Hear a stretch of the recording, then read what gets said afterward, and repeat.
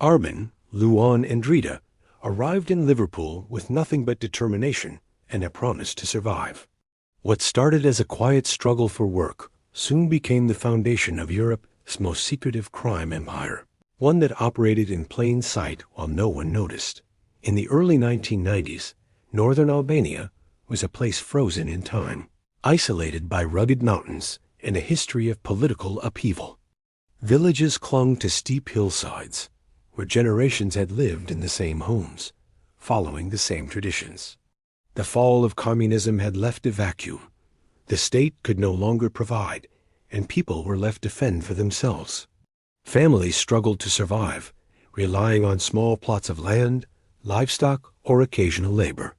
For many young men, there was no future in the village. Dreams of education, stable jobs, or even simple comfort were distant, almost unattainable. The stories they heard from older relatives about life abroad sounded like fantasy cities, with lights that never dimmed, streets lined with opportunities, and money that could solve all problems. For those born into poverty, leaving Albania was not just a choice. It was a necessity. The journey out of Albania was never straightforward. Some took legal routes, applying for work permits or student visas, but the system was slow and riddled with obstacles. Others risked dangerous and illegal paths, slipping across borders with smugglers, often hiding in trucks or crossing rivers under cover of darkness. Every step required careful planning and nerves of steel. A wrong move could mean arrest, violence, or even death. Yet the risk was overshadowed by desperation and determination. Young men left their families behind, carrying letters of promise and small sums of cash, hoping to build something they could never have at home. Once they arrived in European countries like Italy, Germany, or the United Kingdom, the challenges did not end. They were outsiders, often unable to speak the language or understand the culture. They lived in cramped apartments, sometimes with dozens of others, sharing rooms and rationing food. Jobs were scarce, often low-paying and physically demanding. Construction, cleaning, factory work, or menial labor no one else wanted. But these young men adapted quickly, learning the rhythms of city life while staying in the shadows. They observed the local criminal landscape, noting who controlled what, how deals were made, and what mistakes to avoid.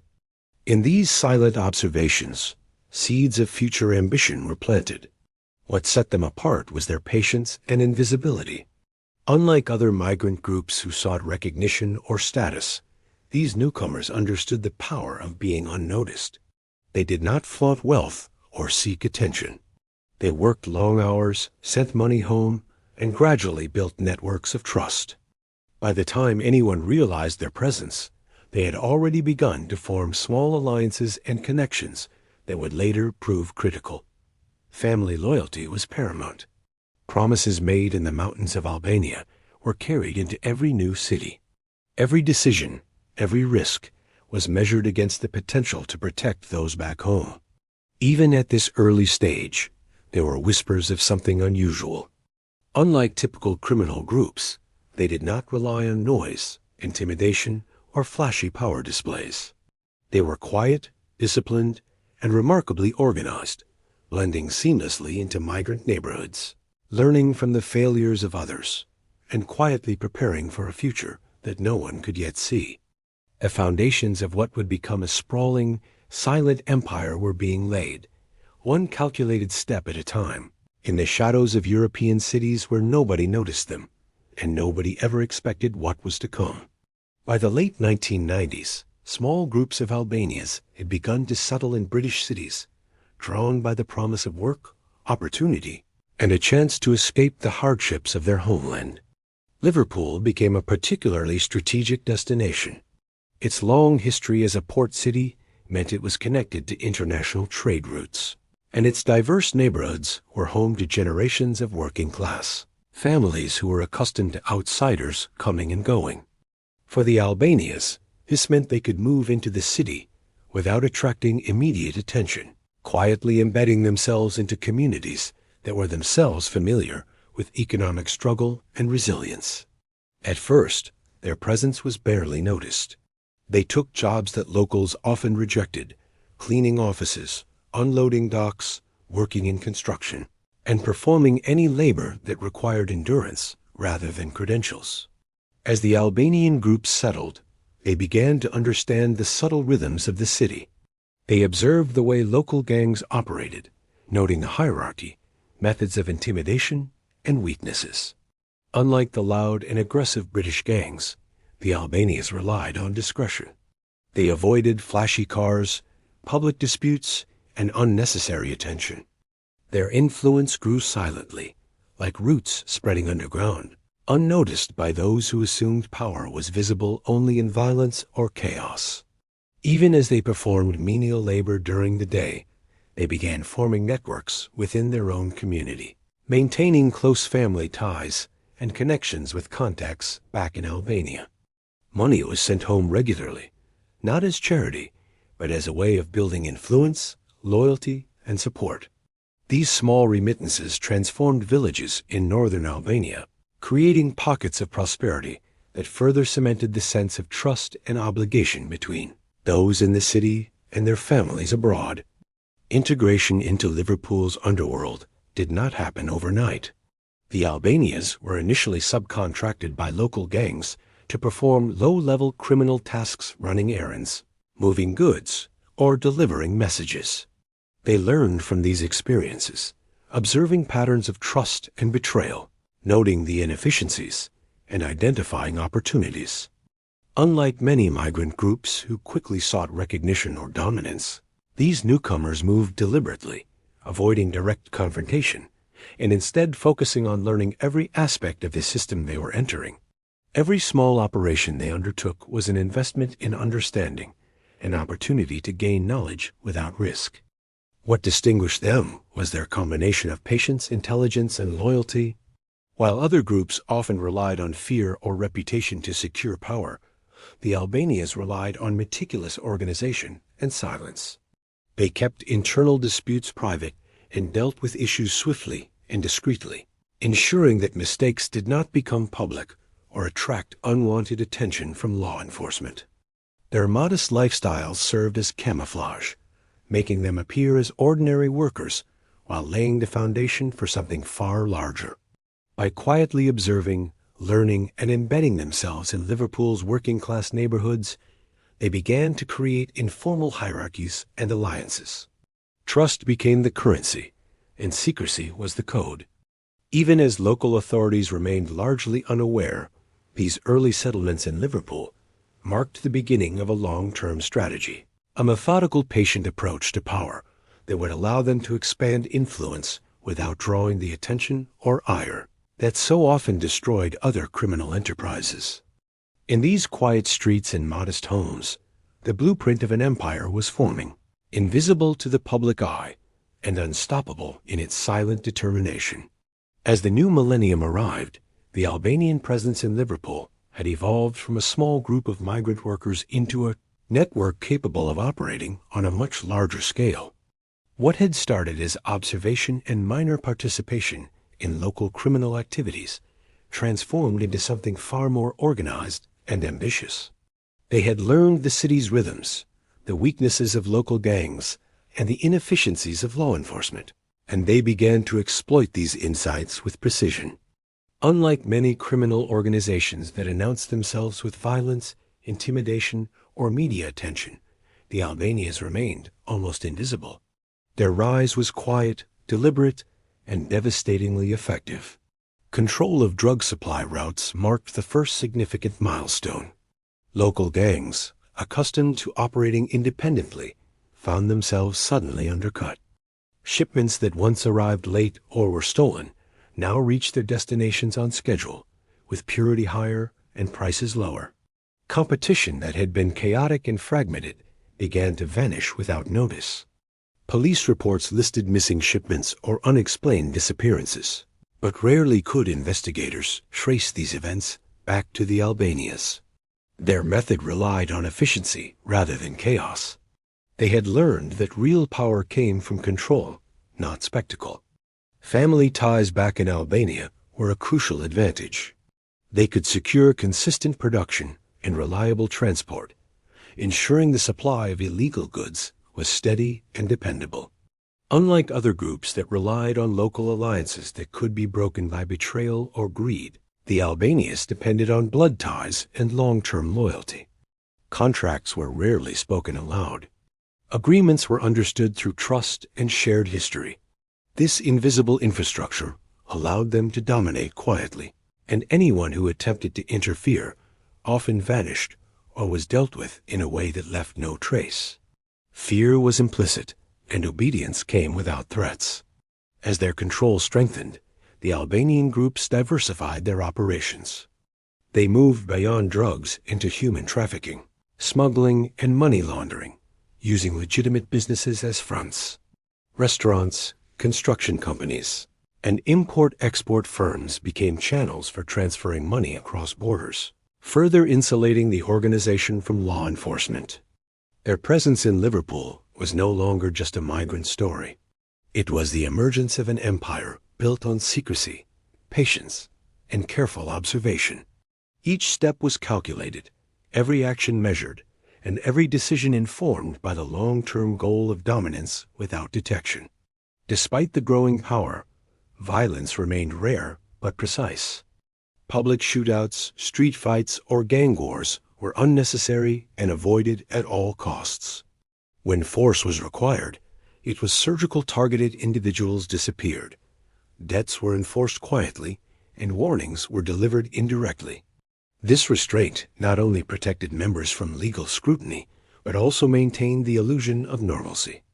Neighbors, businesses, and authorities saw only ordinary people working hard, sending money home, and living modestly, never suspecting the breadth of influence hidden beneath.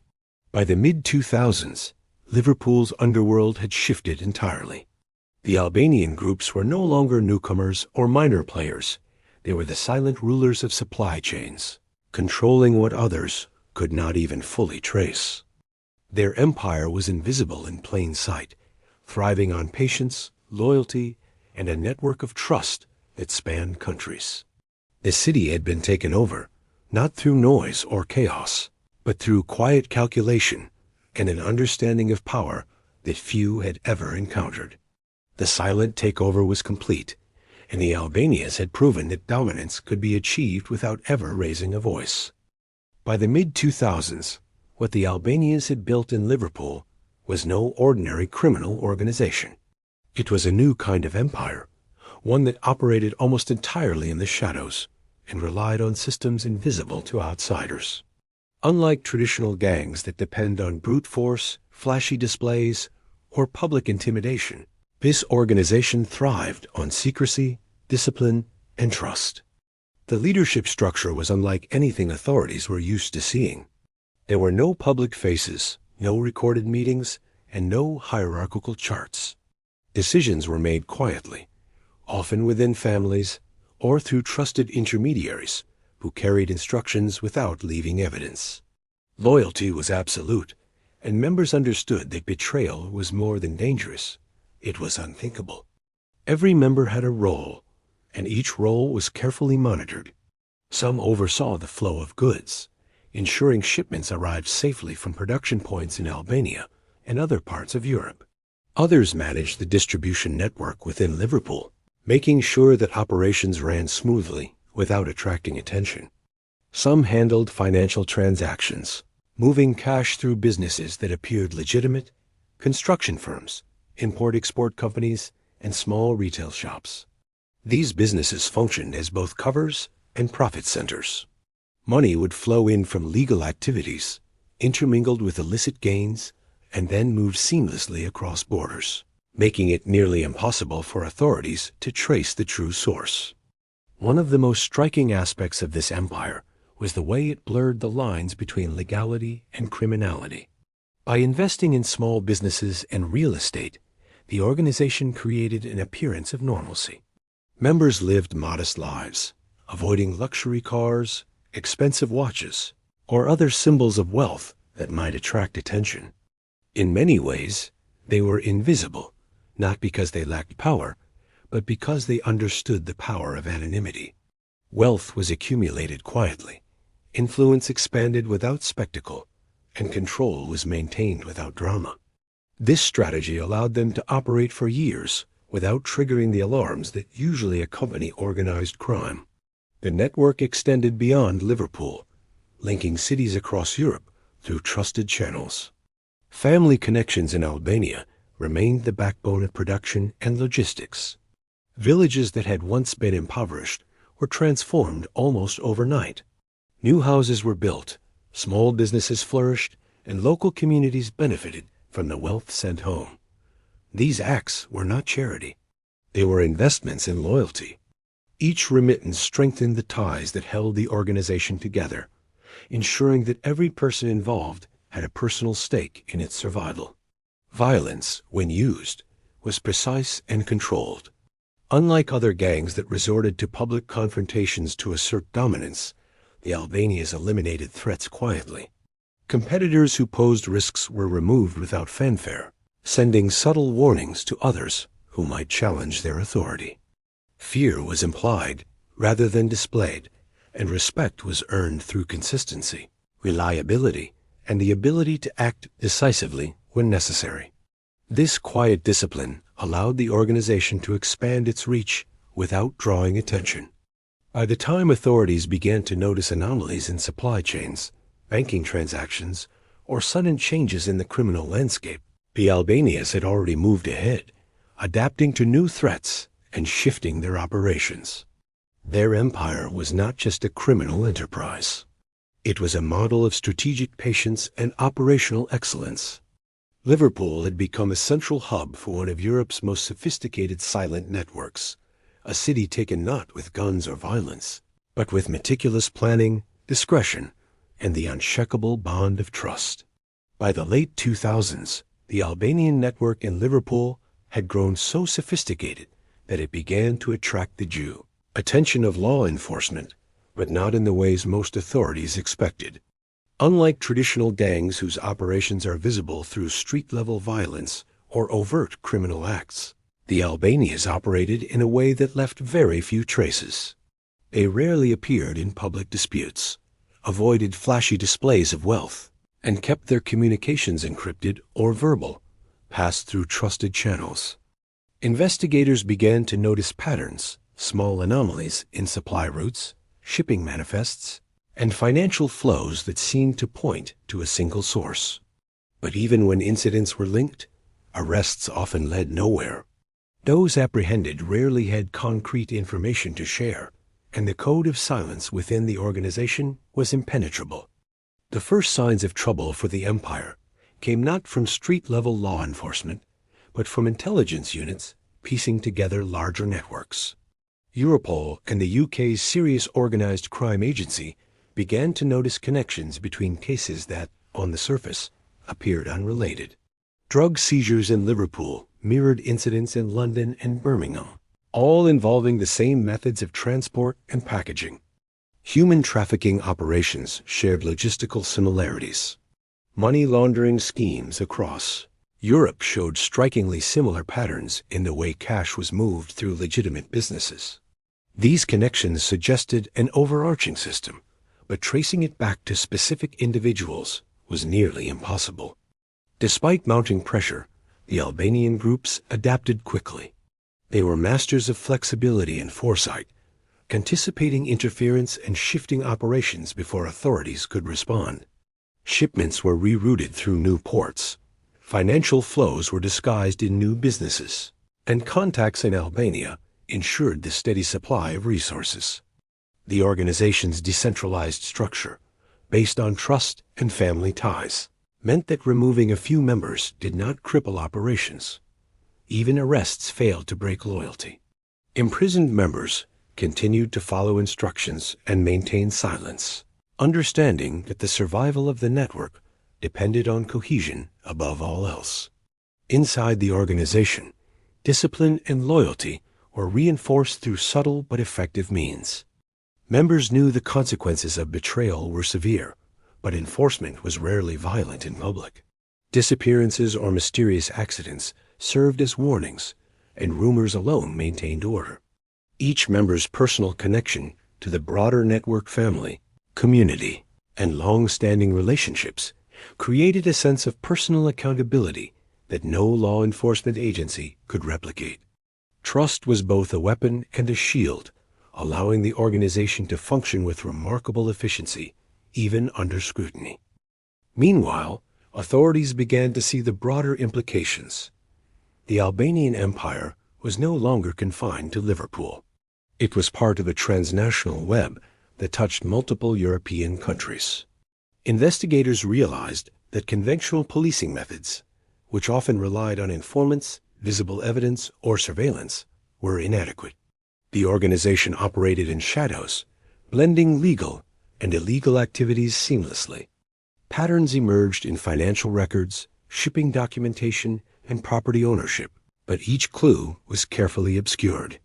Detectives faced the unsettling realization that the empire was designed to withstand pressure, adapting faster than the systems built to dismantle it. As law enforcement struggled to understand the scale and sophistication of the operation, the Albanians continued their expansion quietly.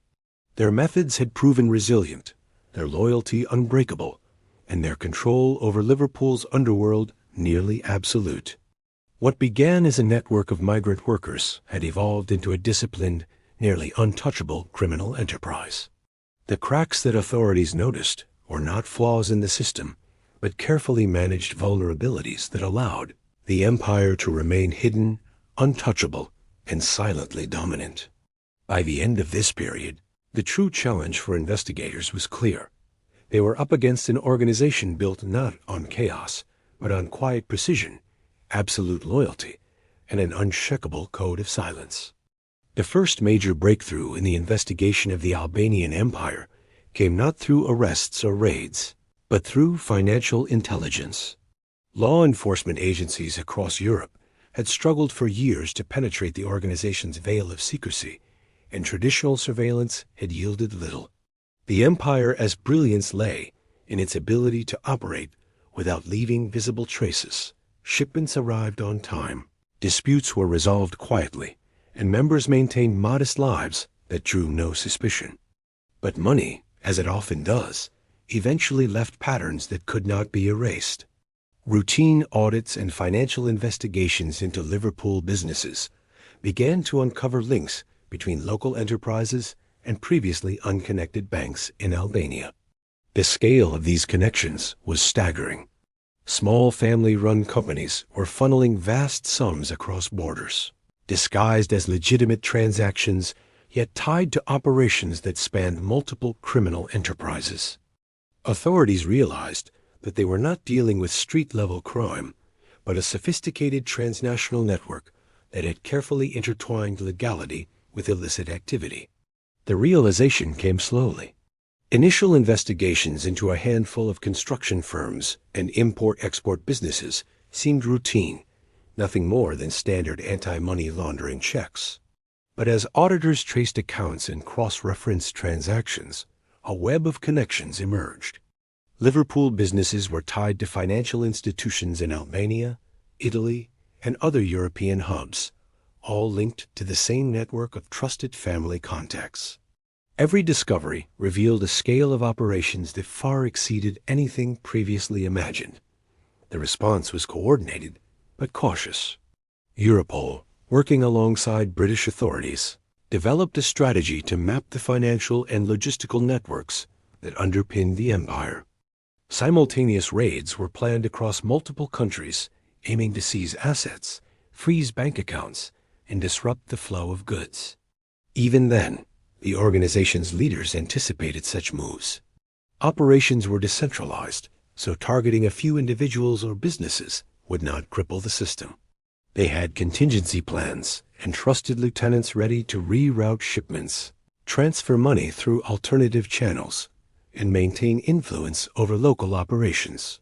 Despite the challenges, the financial exposure marked a turning point. Investigators could finally see the outlines of the empire, mapping relationships, shipments, and cash flows that had remained invisible for decades. It was a silent, almost invisible war. Authorities combing through spreadsheets and ledgers, while the organization continued to function in the shadows.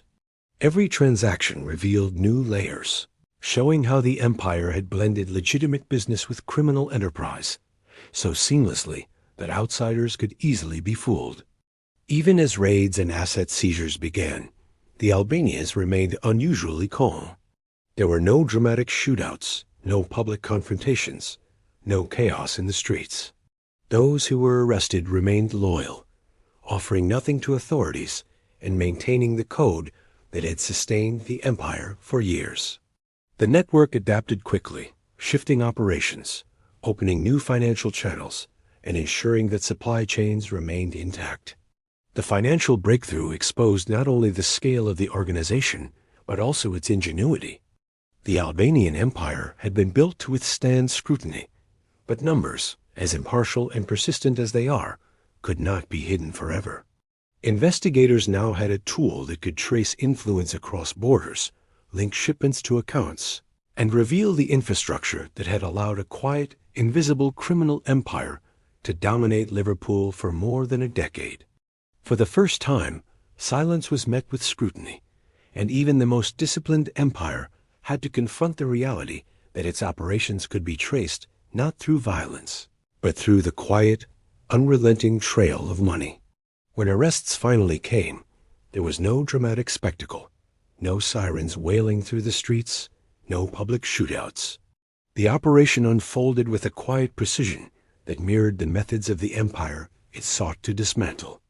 Law enforcement agencies coordinated across countries, moving in simultaneously to take key figures from homes, workplaces, and businesses. Teams approached the targets carefully, knowing that any misstep could alert others or compromise ongoing investigations. Yet even as the arrests were carried out, the scale of the empire meant that the full extent of the network remained elusive. Many leaders had already disappeared, leaving investigators with fragments of a system that had been years in the making. The first wave of detentions revealed a startling reality. The organization's discipline and loyalty were absolute. Those arrested offered no cooperation, revealing nothing about operations, contacts, or strategies.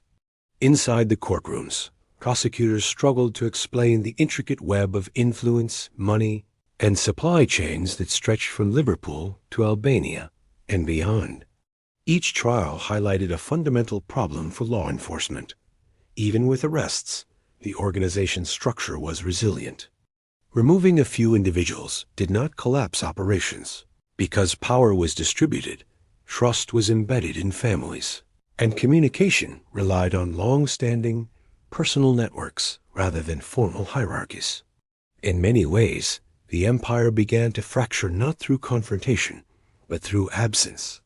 Some members vanished before warrants could be executed, slipping into safe houses or returning to Albania. Others quietly shifted responsibilities to trusted lieutenants, ensuring that operations continued even as law enforcement tried to disrupt them. This adaptability was a testament to the organization's original design, built to operate under scrutiny, resilient to pressure, and capable of absorbing shocks without losing functionality. The arrests marked a milestone, but they were not the dramatic end that outsiders might have expected. Meanwhile, Liverpool itself did not erupt into chaos.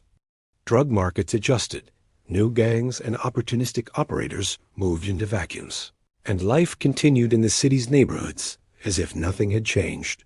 For most residents, the Albanians had always been invisible, and even their absence went largely unnoticed. But beneath the surface, a silent power had been altered. The arrests created uncertainty within the network, forcing remaining members to rethink logistics, communications, and supply routes. Fear, though less visible, became a subtle tool of control. Those who remained understood that loyalty was no longer a guarantee, and caution became paramount. The aftermath also exposed the limitations of conventional law enforcement methods against such a disciplined, silent organization. Traditional approaches, raids, surveillance, informants, yielded only partial success. While arrests disrupted operations temporarily and signaled that authorities were paying attention, they could not fully dismantle a network designed to endure scrutiny. Analysts began to recognize that the true strength of the Albanian Empire lay not in its visibility or brute force, but in its invisibility, its adherence to trust, and its ability to adapt quietly. By the end of this phase, it was clear that Liverpool's criminal landscape had been forever altered, yet the empire itself had not entirely fallen. What emerged was a testament to strategic patience, discipline, and secrecy. The arrest served as a reminder that even the most silent of empires could face exposure, but they also highlighted the resilience of a system built to endure, to operate without fanfare, and to survive quietly even in the face of the law. In the end, the fall was muted, almost imperceptible, leaving behind questions, intrigue, and a stark lesson in the power of silence. Years after the first investigations and arrests, the shadow of the silent empire still lingers across Liverpool and beyond. The organization did not vanish in a single moment, nor did it collapse in a dramatic finale. Instead, it dissolved unevenly, fragment by fragment, leaving behind traces that are difficult to identify and even harder to erase. Some networks shrank, others adapted, and a few quietly merged into new structures. What remained was not a single group, but a legacy of methods, discipline, and silence that permanently changed how organized crime operated in Europe. For authorities, the case reshaped their understanding of power. It proved that dominance did not require visible violence or public fear. Control could be achieved through patience, logistics, and trust-based systems that operated beneath the surface. Investigators learned to look beyond street crime and focus on financial flows, shipping data, and cross-border family connections. Liverpool became a lesson in how a city could be influenced without realizing it, and how an underworld could change hands without a single public battle. Within the Albanian communities connected to the empire, the legacy was complex. Some villages in Albania still bear signs of sudden prosperity from years past large homes, improved infrastructure, and businesses that once thrived on foreign money. Yet alongside that wealth came caution and silence. People learned that asking questions was dangerous, even when the money stopped flowing. The empire had provided opportunity for some, but it also left behind fear, broken families, and lives shaped by secrecy. Success had come at a cost that could not be easily measured or undone. In Liverpool, the underworld adjusted quickly. Other groups stepped in to fill gaps, but none operated with the same level of discipline or invisibility. The Albanian model became a reference point, studied quietly by criminals and authorities alike. Its influence extended beyond crime itself, affecting how ports were monitored, how financial institutions tracked unusual transactions, and how international cooperation between agencies evolved. The empire's greatest impact was not the drugs moved or money laundered, but the systems it forced into existence to counter it. Despite years of scrutiny, many questions remain unanswered. Who truly led the empire? How far did its influence reach? How many operations were never discovered? The silence that protected the organization in its rise also obscured its full story in its decline. Files remain incomplete, investigations open-ended, and connections unproven. In many ways, the empire succeeded in its final act by leaving uncertainty behind. The story of the journey from Albania to Liverpool is ultimately a story of silence as power.